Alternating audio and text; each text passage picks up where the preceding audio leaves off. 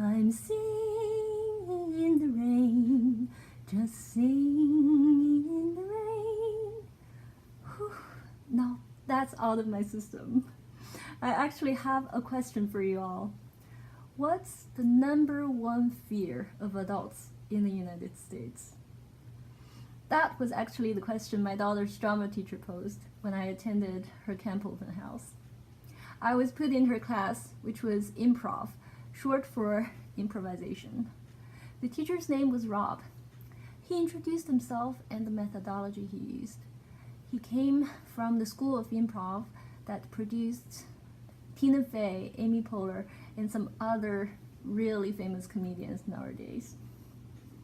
Well, I happen to know the answer to that question, so I chimed in. Public speaking. He was very happy and a little surprised to get the answer so quickly, and he immediately followed with another question. Well, that's right, but do you know what people fear even more than public speaking? After a very short pause, he continued, that's public singing. So in my class, everybody has to sing. It turned out the way it worked was one person start by standing in the middle of the circle formed by everybody and sing any song on her mind. Then people have to find a song with some sort of connection to the first song, then tap her gently on the shoulder and get in the center to sing it, while the first one gets out and sits down.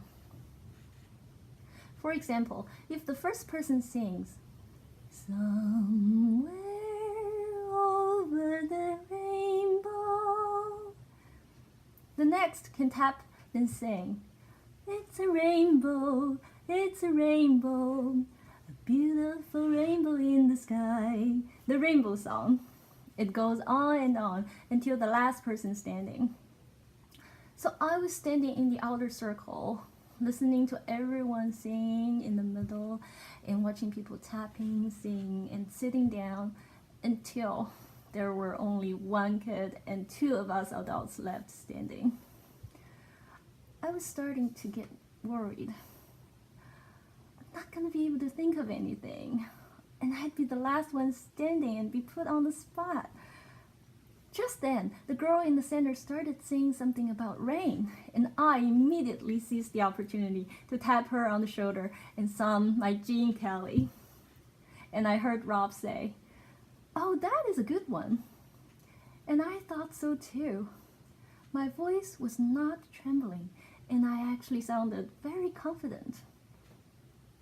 Well, now you know why I opened my speech with a song. And I really have to thank my choral group for this transformation and also give some credits to technology.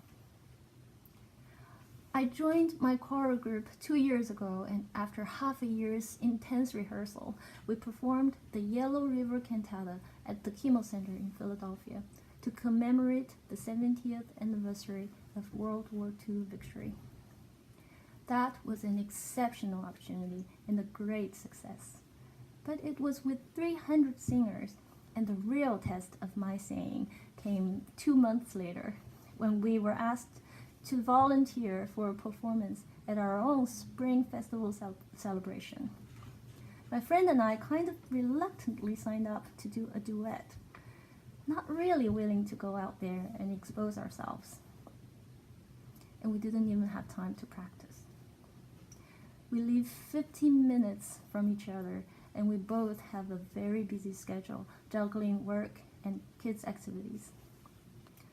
So we met at the Chinese school the Sunday before the show, deciding we were going to pick something we both knew by heart already and didn't have to recite the lyrics from scratch, and we'd practice on our own at home.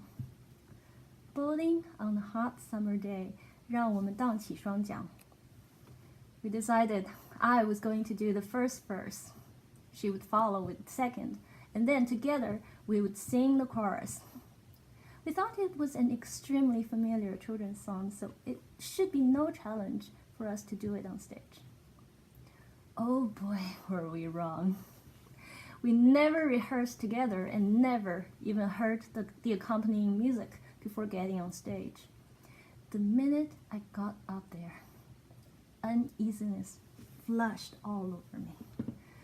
The stage light was super bright and it was shining directly into my eyes. I had to block it with my hand and move away.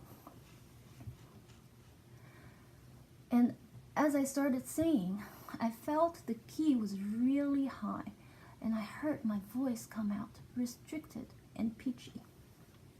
Oh, by the way, I didn't warm up my voice either. It was no better for my partner. She forgot when to enter, or maybe we were never clear where she was supposed to enter, and she missed her lyrics completely. We finally got our acts together and sang the chorus, then hurried off stage. That was my first adult, non-group public singing experience.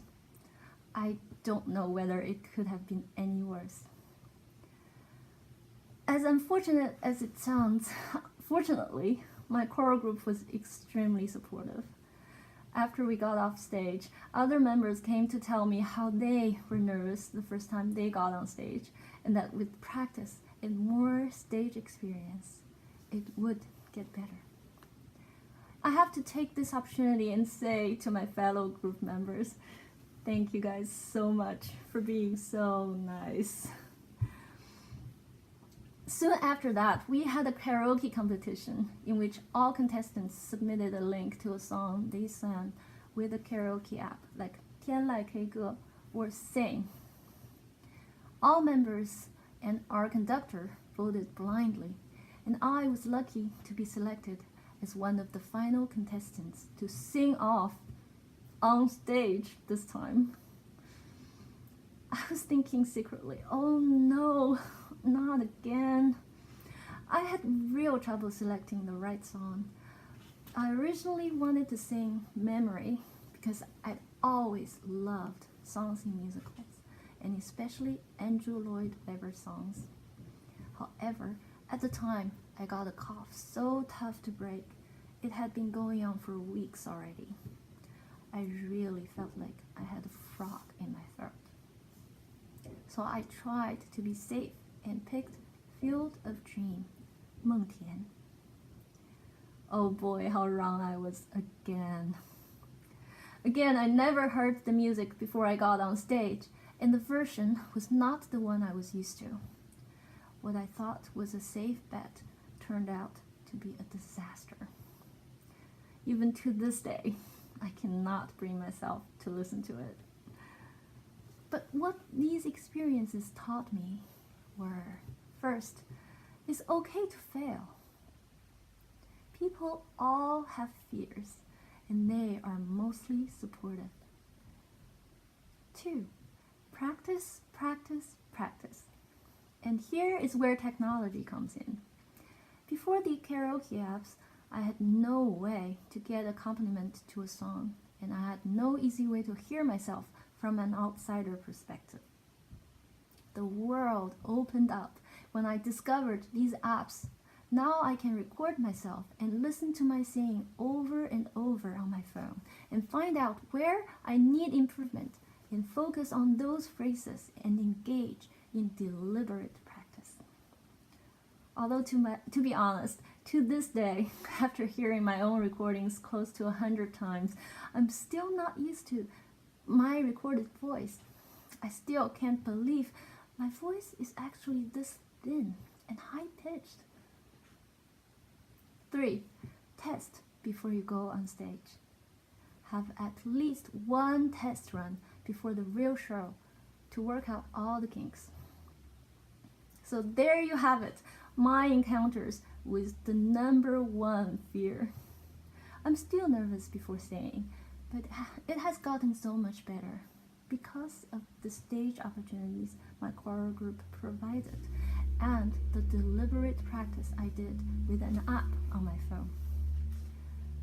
Our group here now has the same components.